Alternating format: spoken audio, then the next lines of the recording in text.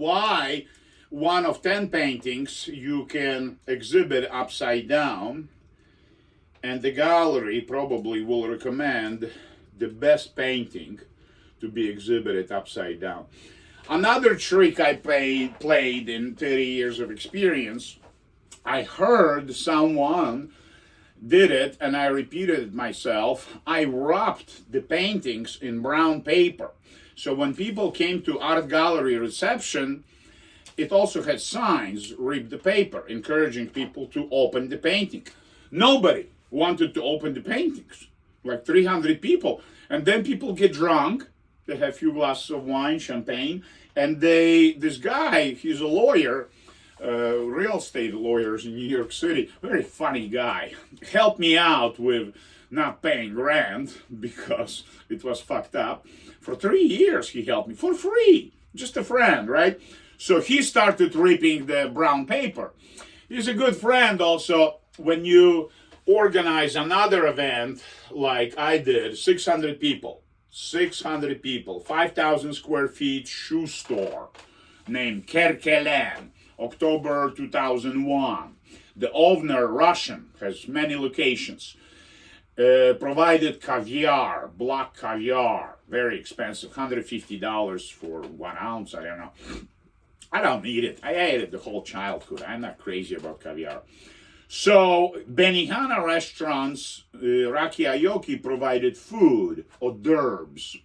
Once I knew it, I reached out to some kind of dating site and I said, why don't you invite your dating professionals in New York City, people in their 30s who are lawyers and doctors, to come to this reception of mine, because it's 5,000 square feet. Hors d'oeuvres will be provided, caviar will be provided, local winery provides wine selection from Long Island. Importer of vodka, Jewel of Russia, Art Segurian, his last name, he imports vodka from Russia, very expensive, beautiful bottles. So he sends his nephews and nieces to serve his vodka, little shots. Americans don't drink vodka. They take this vodka and mix it with orange juice, and he's disgusted by the idea of mixing vodka with anything, because vodka should be drunk warm, not cold, to taste the flavor. It's not a potato flavor, but it's not a spiritus. It's, like a pure spiritus, like pure alcohol, double, triple strong, 100%. It has no taste. It numbs you. If you never tried, don't try it. I did. It rips your skin inside your mouth. Pure 100% alcohol. I tried it. I was 18 or 19. In Poland, we tried everything. Well, not drugs, but alcohol-wise, beer. So, once I know there is 5,000 square feet, this dating site says, okay. And there are 600 people. And 500 of them are not on my RSVP. So what are we going to do? We're going to charge $10 at the door for the privilege of getting into this shoe store. Shoe store is happy. They're selling thousands of shoes to those professional women. And then we have a lottery, the raffle, to pull out one ticket, one small flower painting. I have a photograph of this woman, lawyer also, blonde, real pretty, winning the painting.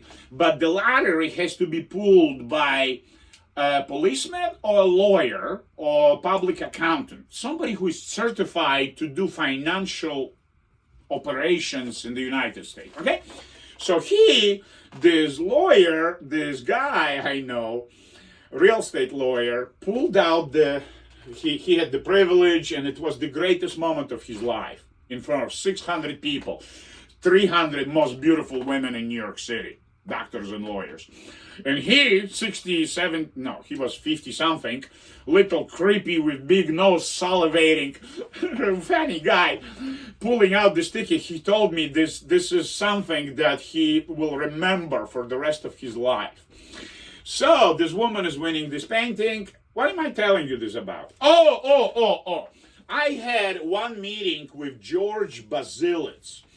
He is a European, Swiss, German artist. And in 1960s, he was painting very expressionistic. I'm not a big fan of his art, by the way. No. He's doing what he's doing, but he's not as complicated as Andrey Bogoslowsky. He simplifies things. He takes an axe and cuts the oak tree into a 6,000, 10,000 year old sculpture, as we find those wooden poles in Japan, 11,000 year old, in Siberia, 11,000 year old. So those like natives are building in Northwest, in Canada and Alaska, they're building these tall sculptures with many metamorphoses of a species. As you look up this pole, the Indians are building, but it's basically about reincarnation.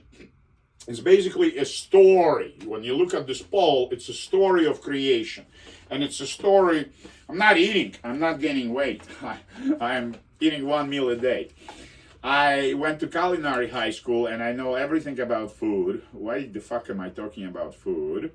So let's go back to George Bazilis. So he was a young man in the 1960s, and he had opportunity to exhibit in some shabby, no, it wasn't shabby. It was actually a palace that was empty, Baroque palace. So he hung his sloppy, clumsy paintings upside down.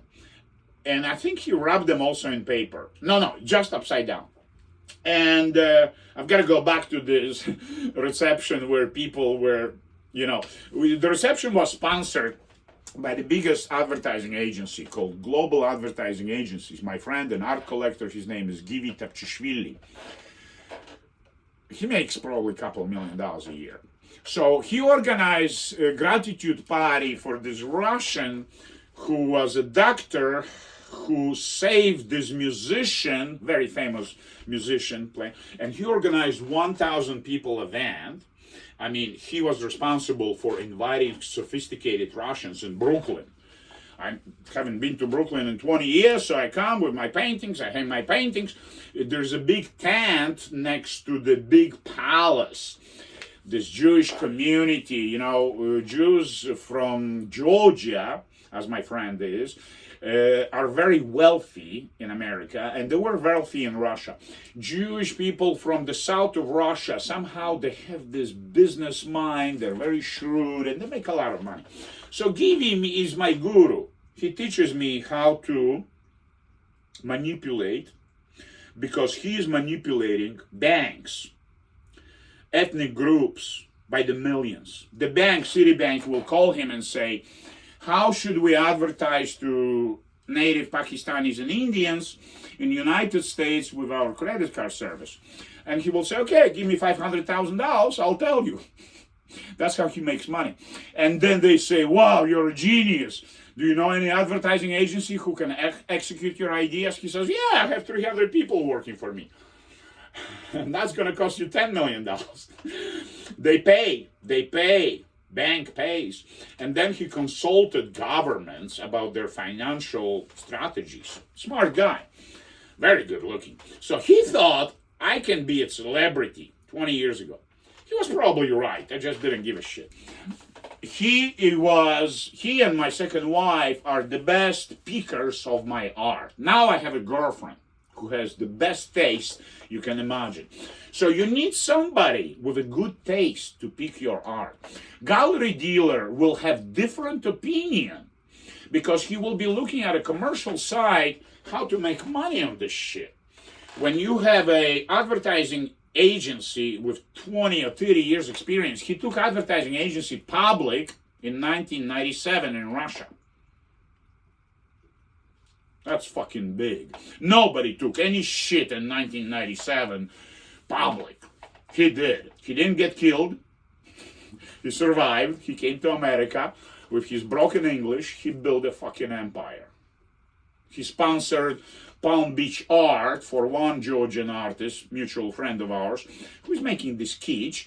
And Givi tells me, Andrey, this is not art. I say, why you're investing $300,000 for a 3-day fucking show? Nobody is there. He says, well, I invited you, everybody in Palm Beach. Yeah, but they all fucking died. I haven't been here for 20 years, 10 years at the time. It was 2012. My wife served me paper to divorce, and I went to Palm Beach. I pull out from my jacket this paper. She says she wants to divorce me. I'm driving through North Carolina in the middle of the night, 90 miles an hour, and I'm reading fucking divorce paper. I came to Palm Beach. He says, don't worry about it. Wipe your ass. So I did. Came back home a week later, and she didn't want to divorce me anymore. At the time, I didn't realize she got in touch with original law firm who made me sign prenup. And the prenup was one page without complete description of her wealth, of her net worth. I'm not a fucking lawyer. I had a criminal lawyer at the time, before the wedding, who looked at it and he says, I'm not a divorce lawyer. I don't know anything about prenups. I'm a criminal lawyer. So I didn't pay attention, but 10 years into the marriage, her law firm told her, oops, I'm sorry. It should have been more complicated document. This paper is federally illegal. You actually committed a fraud by asking your husband to sign this piece of shit before the wedding. He can sue you for half of your $150 million and walk away with $70 million. But I didn't want to rob my wife. I didn't want to rob a woman I'm sleeping next to for 14 years. No sex for 5 years. Last 5 years, she had other boyfriends. Thank God, I had other girlfriends. And it was a very nice marriage. The usual Palm Beach marriage. The usual Georgetown marriage. And I have stories to tell. Without last names, no names, just the mechanism, how the shit works for you as an artist to step into this swamp we call fucking Hollywood and realize everybody is on fucking drugs. Everybody has a therapist 2 hours a day. Everybody in Hollywood goes to AA meetings every day, twice a day. They're all fucking insane. And when you talk to a billionaire who took 5 companies public, who might be interested to buy your shit, but he really doesn't give a shit. These are difficult conversations because those are difficult people. They are creative in business and they come up with brilliant ideas. What the fuck am I talking about? Again, sometimes when you hang your show to create more diversion, do something. Do something that ultimately will lead to bigger publicity, to some kind of shock. People who are coming, they're surprised. This is not just your usual landscape artist. Okay, let's say you're a fucking landscape watercolor society of Ohio, and you got a gold medal last year. So you're like fucking the best watercolorist in Ohio, and you're hanging your shit, and people expect to come and see watercolors in Ohio.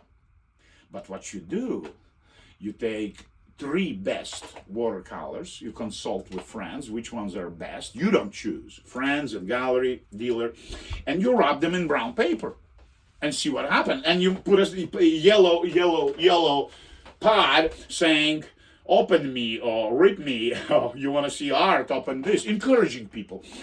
People will be shocked, people will be shy for an hour or two, then they have few drinks and somebody will start opening.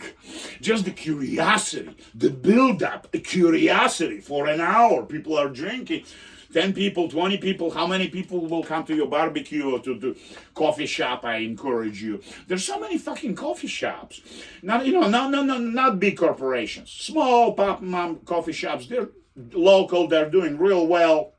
In a big city, in the urban community, this is where you should be exhibiting and showing up there once a day for an hour or two, hanging out, talking to people, giving you your business cards, leaving your business cards, talking to manager if there were any inquiries. This is your own fucking showcase. I just told you a secret, how not to pay rent and have your own gallery or 2 or 3, one in the restaurant, one in the coffee shop, and one in the dentist office. How many paintings will you sell a month? 1 a month, $3,000-$5,000. It will happen. But you need the biomass of art. You need inventory. You need to paint conclusively. You need to bring the vision to conclusion and say, this is it. I am sort of done here for now after 10 or 20 years. This painting I'm putting behind me is not for an accident, as you imagine, because originally it was upside down. All the textures you see here, those trees are attached upside down. And you still can see a little Gaia texture. I should take the camera. But here are her breasts upside down. Here's her pussy. And her legs used to go into a soil. But now soil became the sky, the infinite, the abyss behind the sky. The infinite universe is at night. When you look at it, you're looking at fucking infinity. You're looking into abyss. You can call it whatever you want. God. But it's definitely infinite. Infinite. You want to look at the infinite? Open your fucking eyes, dude. Okay, let's finish this.